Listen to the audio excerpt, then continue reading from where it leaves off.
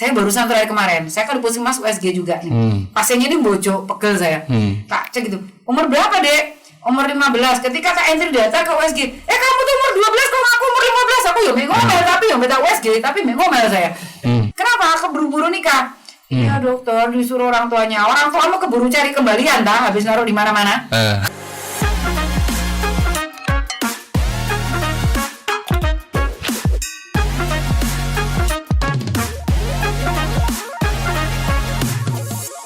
Assalamualaikum warahmatullahi wabarakatuh. Kembali berjumpa bersama saya Ali Fatoni, tentunya di Pratiwi Radio Informasi, kolaborasi dengan Pro TV Situbondo. Untuk sekarang langsung dengan Ketua Cabang, betul ya Bu ya, Bu Dok ya?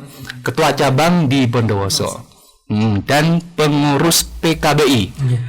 Boleh memperkenalkan diri atau menyapa pendengar terlebih dahulu. Monggo. Ya, selamat pagi. Perkenalkan, nama saya Hendra. Saya kebetulan dari kepengurus PKBI Bondowoso bagian lapangan. Bagian lapangan. Dan bagian edukasi juga terhadap remaja-remaja di Bondowoso. Oke. Kalau Bu Dokter monggo. Assalamualaikum warahmatullahi wabarakatuh. Selamat pagi agak siang nih Mas Alfie ya. Pagi masih Bu, jam 10 masih pagi. Menyapa pendengar suara Pratiwi di 106,9 FM. Luar biasa. Meskipun baru sekarang kayaknya ini muda-muda lagi energik banget ya. Saya Dr. Retno sebetulnya sudah lama saya berkecimpung di PKBI ya. Tapi lebih banyak untuk klinik aja, untuk klinik pelaksana. Tapi beberapa waktu ini karena ya mungkin karena teman-teman butuh ayo akhirnya saya menerimalah jadi ketua cabang PKBI Bondowoso dengan banyak kegiatan kami, dan salah satunya seperti yang saya sampaikan tadi ke Mas Arif, saya berharap ada tempat, ada media untuk remaja mau curhat lah, mau tanya lah, kita jamin kerahasiaannya. Paling enggak teman-teman punya solusi tentang kesehatan reproduksi, tentang setelah ini aku mau apa, kalau udah ini mau ngapain, terus gimana cara menjaga kesehatan reproduksi, tentang pendewasaan usia pernikahan. Nanti larinya kita mengurangi supaya Bondowoso tuh nggak jadi lokus stunting terus gitu loh.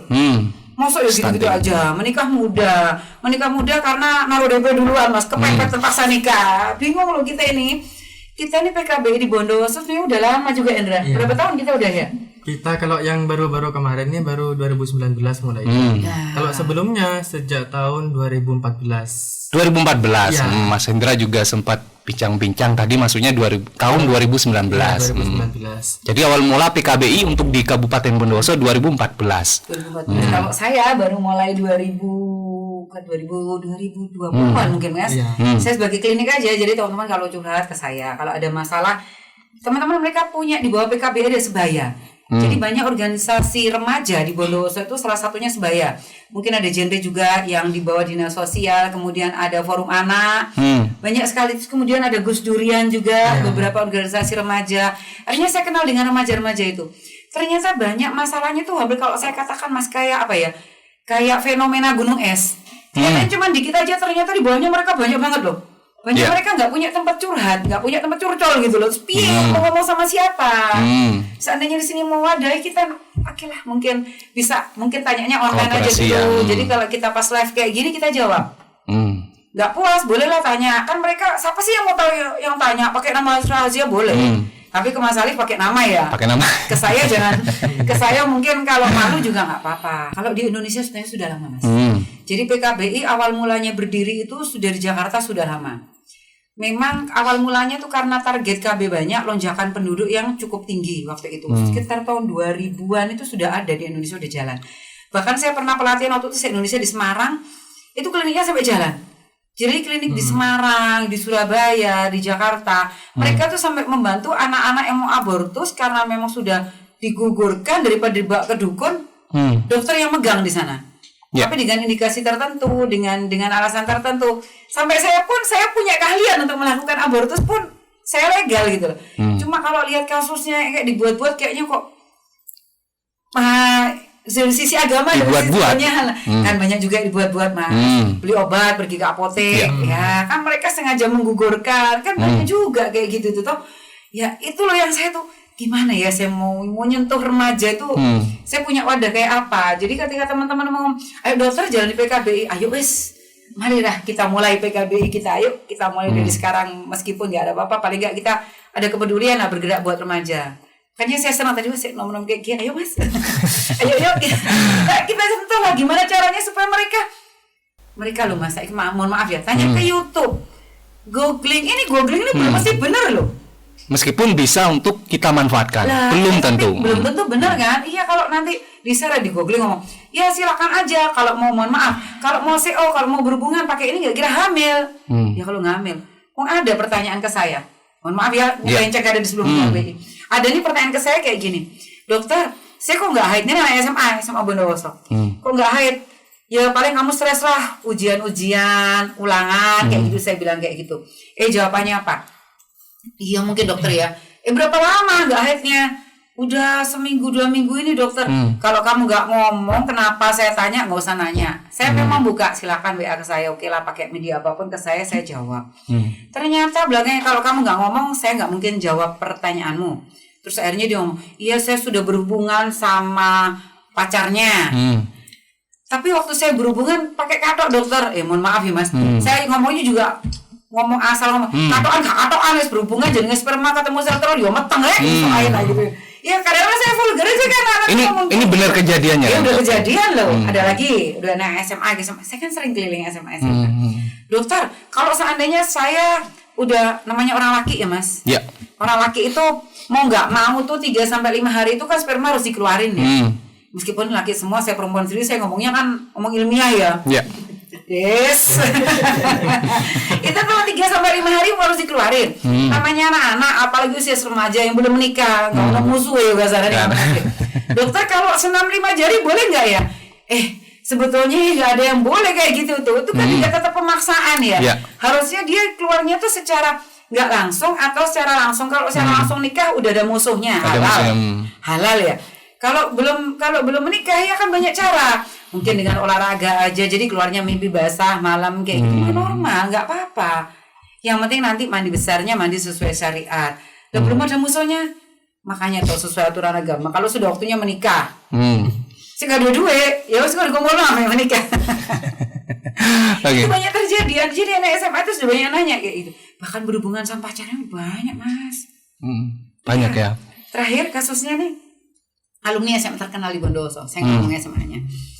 Ini mulai ada kasus-kasus yang lagi tren sekarang ini LSL. Laki suka laki-laki. Aduh. Kan tidak mungkin terjadi pedang-pedangan, kan berat masih pedang-pedangan yo. Sejauh mana di jalurnya tuh sejauh mana? Namanya orang laki, mohon maaf ya. Kalau laki sama laki berhubungannya lewat mana mas? Otomatis lewat dubur kan. Dan dubur tuh kan punya titik G-spot juga, punya merasa nyaman. Ada rasa nyaman di titik itu. Jadi ketika mau nggak mau sudah ngerasa wes enak, ya ketagihan. Kebetulan temennya anak saya. Dan anak saya ngomongnya kayak gini, aku DM IG-nya loh, langsung aku nggak ditemenin nih. Gimana nih caranya aku mau ngomong nih? Kasihan loh, anak ini lo pinter. Jadinya, coba dah mami ngomong sama orang tuanya. Lah ngomong sama orang tuanya bisa orang tuanya kaget atau nanya kayak gitu.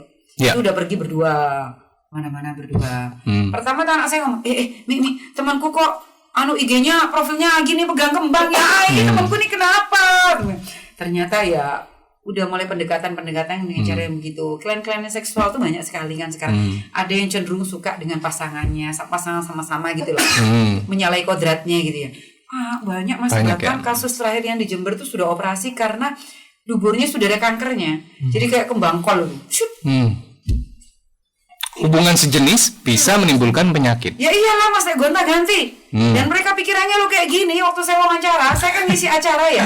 Jadi Bondowoso ini kita punya, kebetulan saya juga bergerak di Fataya, di beberapa organisasi yang lain ya. Di sana saya juga bergerak di remaja, juga di Jawa Timur ya. Bukan di PKBI aja ya. Mungkin karena saya senang aja sama remaja. Kasihan gak ada yang siapa yang mau peduliin gitu loh. Itu di kegiatan kayak gitu ternyata saya kan di Fatayat itu kita kerjasama dengan Rutgert itu dari pembiayaan dari Belanda. Kebetulan waktu itu kerjasamanya itu hanya Jember. Bondowoso saya dipakai hanya dua kecamatan, Maesan dan Beringin. Jadi ada forum anak desa. Nah mereka tuh kebetulan ya jadi kader-kadernya ada salah satunya mereka sepertinya terlibat karena keterdesakan ekonomi. Oke, ekonomi satu. Ekonomi. Terus anaknya dekat sama saya. Ya kan nggak apa-apa dokter, uang tinggal ngangkang gitu aja, paling nggak 500.000 dokter sejuta. Akeh bayaranmu ya le, jawab ya. Akeh bayaranmu ya le gitu. Ya kan iya dokter. Saya jadi pusing menjawabnya bagaimana. Yuk mereka kayak gitu loh. Pertama sih tanya, kamu kok bisa kayak gitu tuh ngapain? Dari banyak orang ya. Cuma saya nggak bisa ngomong, makanya saya mau, kamu kok kayak gitu ngapain? Ternyata karena pendekatan yang baik ya. Diajak makan. Diajak ada mungkin perhatiannya. Terus lama-lama akhirnya menjadi kedekatan. Kedekatan lama-lama secara tidak sengaja, moro-moro pegangan tangan, moro-moro ya kayak. Dan rata-rata yang menjadi objeknya adalah laki-laki yang cenderung kayak feminin, cenderung lemah gemulai kayak gitu loh. Rata-rata kayak gitu. Ini ada juga kalau ini kasusnya di Jakarta ya, itu mahasiswanya Mbak saya tuh dosen ya di kedokteran gigi, itu ada mahasiswanya kayak gitu. Jadi mahasiswanya itu diajak main bulu tangkis, diajak main apa bareng, malam ketika mau tidur situ terus dikasih obat tidur kayaknya gitu ya. Tidur ketika itu terus mungkin terjadilah kayak sodomi kayak gitu dia.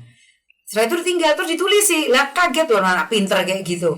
Sampai down dia nggak mau kuliah, nggak mau apa. Bimbingannya Mbak, terus Mbak ngomong kayak gini, kamu mau jadi apa kalau nggak mau terusin? Dan kebetulan yang nularin itu dia punya sakit HIV. Kan tidak mesti penularan HIV terjadi ketika satu kali berhubungan, tapi tidak mesti juga tidak terjadi, dan gejalanya bisa juga belum mesti bisa timbul. Saya diingetin mas waktunya sampai jam berapa? Terus Oke, Dokter Retno, kita tahan dulu sambil diminum tehnya. Alif ke Mas Hendra dulu. Di PKB ini Mas Hendra ya, Mas Hendra kan udah tahun 2019. Program apa sih yang dijalankan mungkin terkait pernikahan dini atau adanya tadi ya yang sejenis, hubungan yang sejenis itu? Kalau belakangan ini ya kita cuma bahas tentang aplikasi itu yang terhadap perempuan mas, kayak aplikasi Oke itu menstruasi itu aplikasi peretasan gimana ya dok? Aplikasi tentang jadi gini, ada setiap keluhan menstruasi atau ada anak remaja kan banyak sekarang menstruasinya dini mas. Iya. Tadi belum selesai udah ganti bahasan kita. Jadi menstruasi sekarang dicoba anak-anak sekarang rata-rata umur 9, 10 udah menstruasi. Kita mau bahas apa aja penyebabnya, banyak loh. Jadi salah satunya karena anak-anak mulai dikenalkan dengan konsumsi instan. Yang kedua paparan radiasi yang luar biasa. Iya. Dari kecil kan, dari lahir dari apa mamanya udah bingung nih.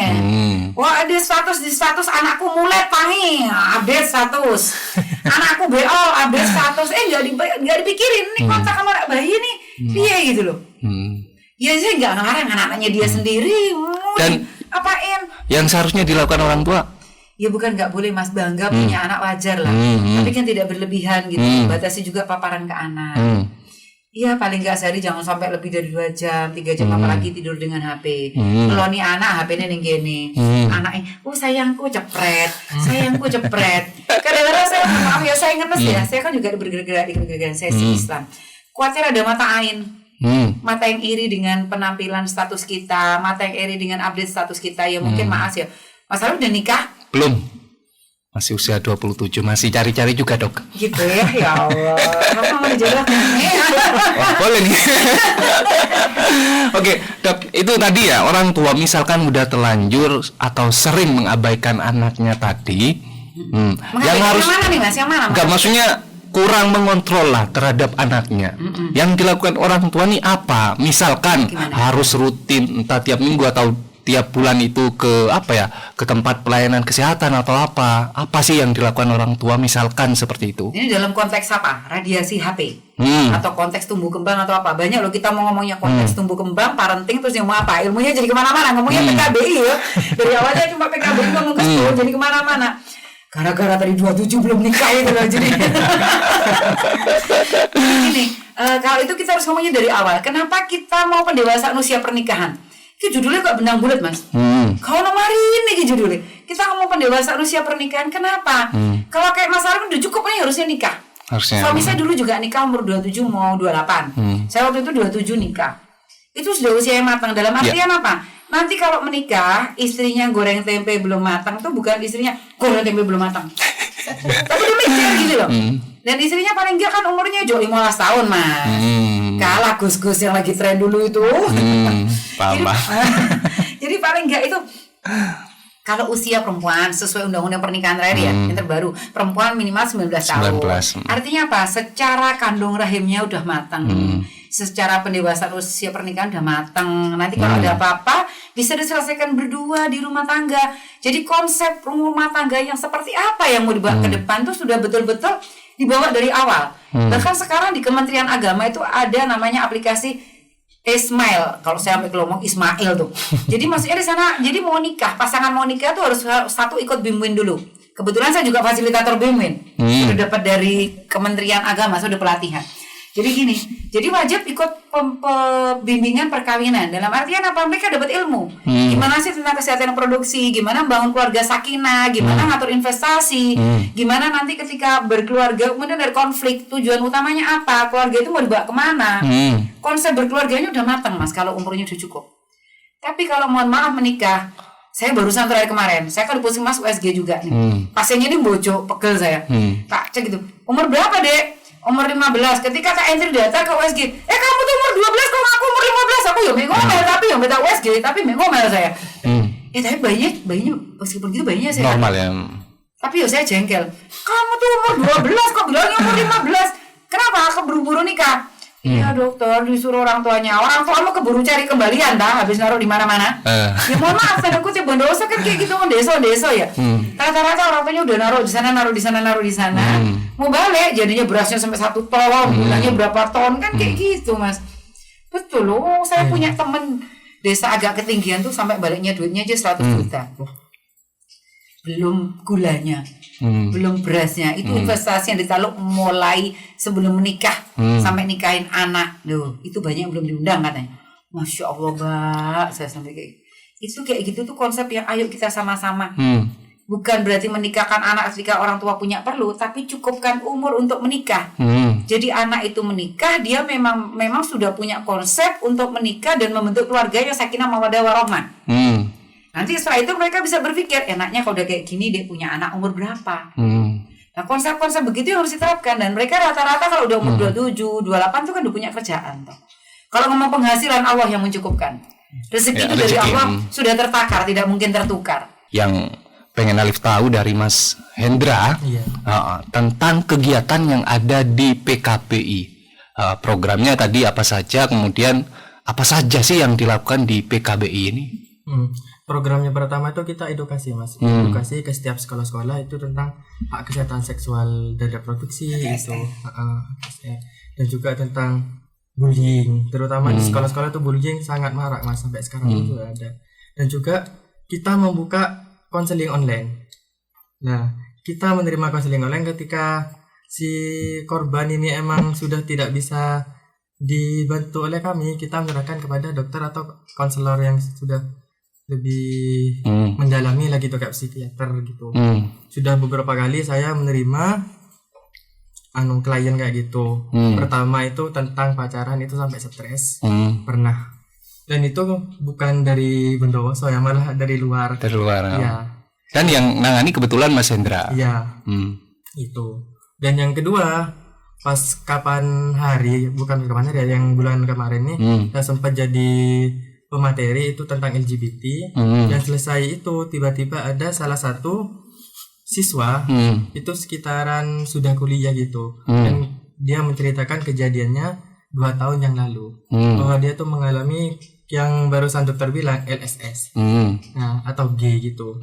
Itu malah dilakukan oleh teman akrabnya sendiri dan terjadi di pondok kayak gitu.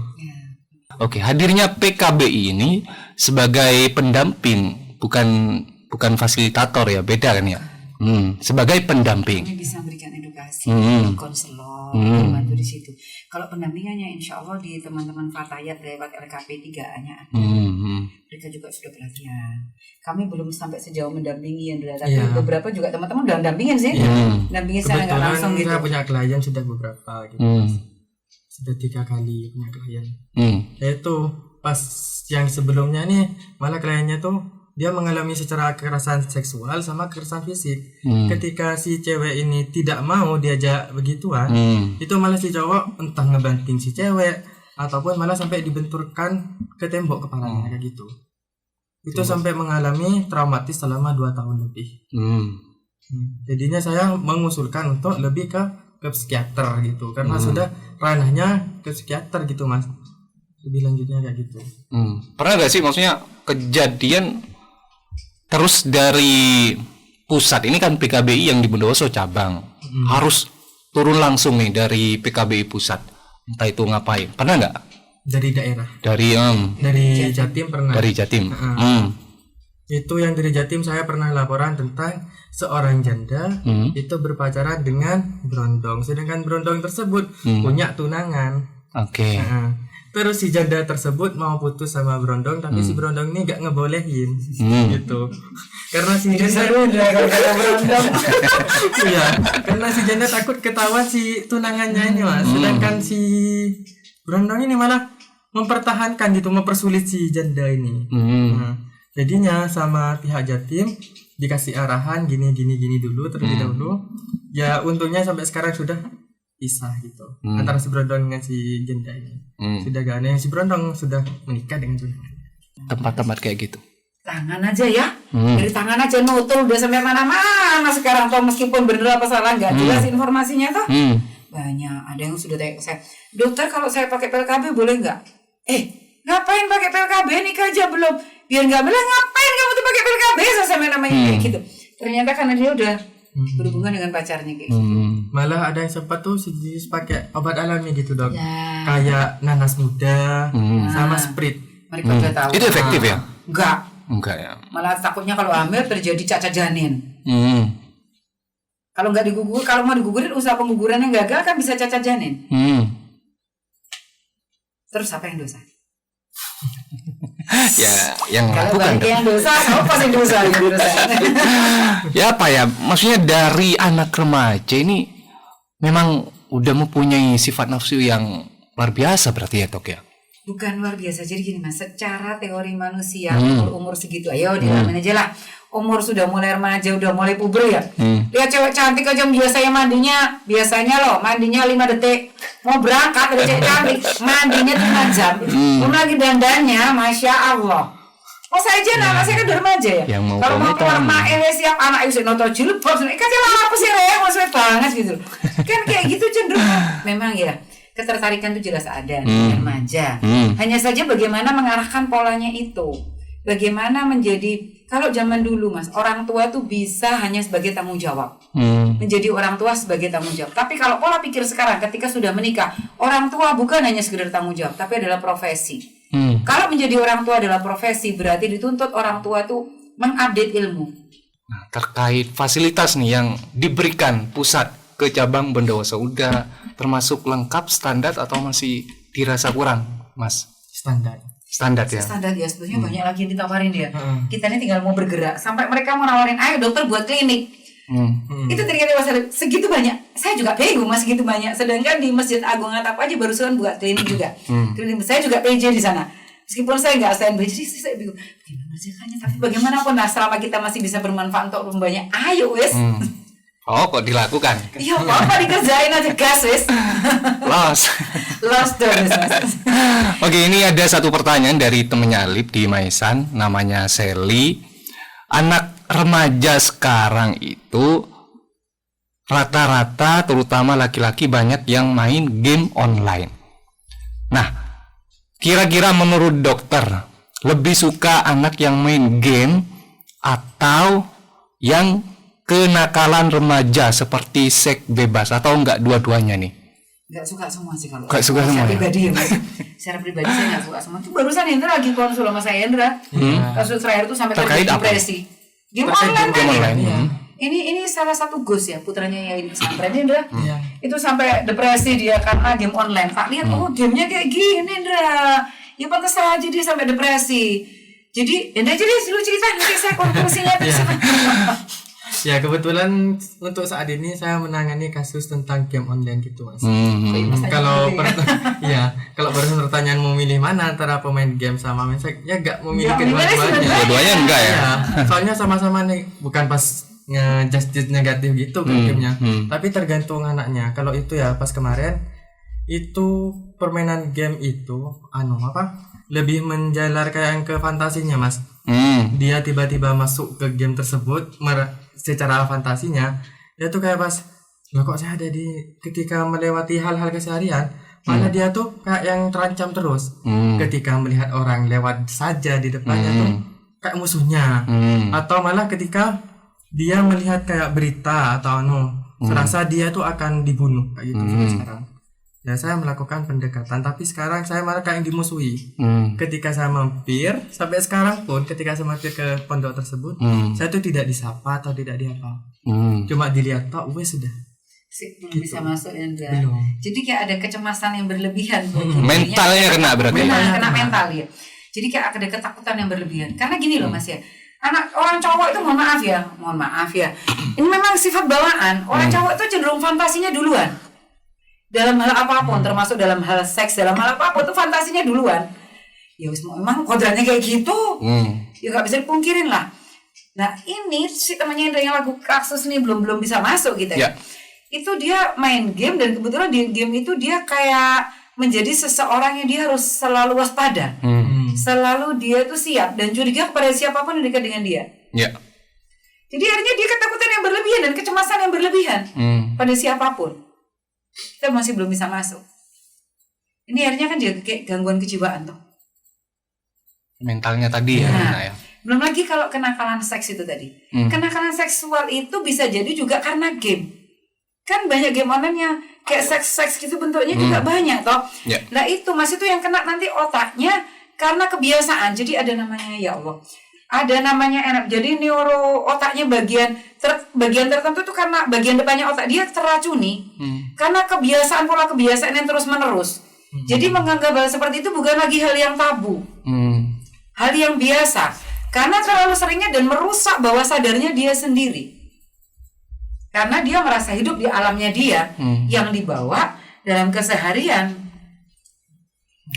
Jadi mau milih yang mana kalau sudah kayak gini? Kan gak ada yang bisa kita pilih.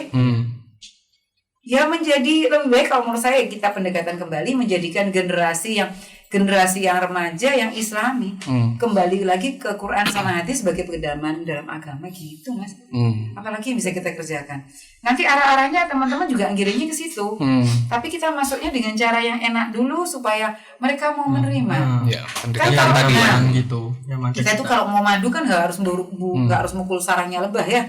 Kalau bukunya Dale Carnegie bilang kayak gitu ya, mempengaruhi orang tuh kan masa mau dapat madunya lebah mau mukul kita kentuk mas. Nyonyor kabel cuma gara-gara madu kan masih ada caranya. Ya begitu. Dengan kita memulai nanti insya Allah kena, cuma ya butuh waktu ya dan butuh sabar. Oke. Nah di PKBI anggotanya yang aktif 10 tadi ya, 10 anggota ya. Nah sedangkan dari beberapa kasus itu dari awal tadi segmen pertama udah ada beberapa atau bisa dikatakan banyak. Nah dari itu maksudnya dari mana sih informasi anak ini kenapa LSL, dari mana maksudnya kok bisa masuk ke PKBI ini, laporannya dari siapa? Ya kalau bicara itu secara random saja mas. Ketika waktu itu saya bercerita tentang LGBT itu apa, nah dia tuh nyantol secara perlahan, dia nyamperin saya, mas. Ketika Indra ngisi acara ya, ketika sharing remaja, dia tiba-tiba mampir mas, boleh minta waktunya sebentar. Dan tiba-tiba dia sudah buka semuanya tentang yang dipendam selama 2 tahun tuh sudah dibuka. Pokok kecemasan dan apa. Terus saya cuma diam, gak tiba-tiba masuk mas. Takutnya ketika tiba-tiba masuk dia malah gak nyaman. Takutnya kayak gitu, cuma dengerin. Kalau sudah selesai baru saya masuk dah. Dengan pelan-pelan gitu. Sistemnya gitu. Oke, jadi benar-benar dilakukan pendekatan tadi itu ya.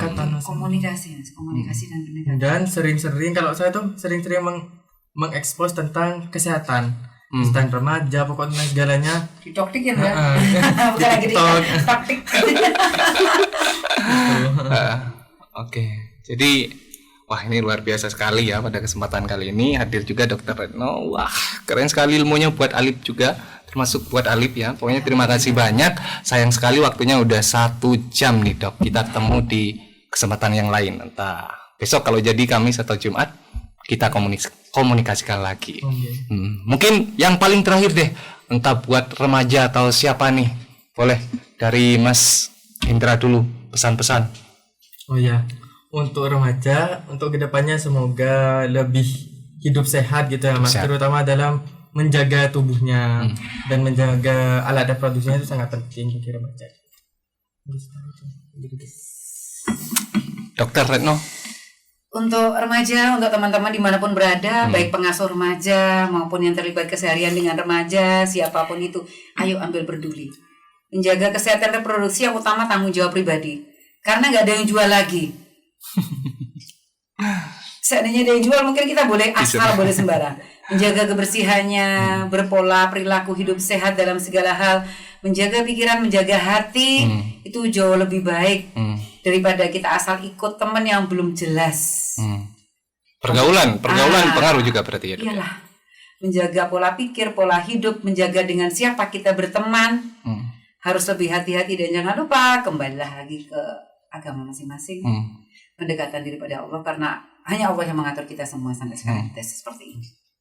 Satu yang akan diingat Alif dari Dr. Retno, bermanfaat buat orang banyak. Terima kasih. Akhir kata, mohon maaf apabila ada salah kata. Saya Alif Fatoni dan kru yang bertugas di balik layar pamit undur diri dari ruang dengar Anda. Sampai jumpa dan wassalamualaikum warahmatullahi wabarakatuh.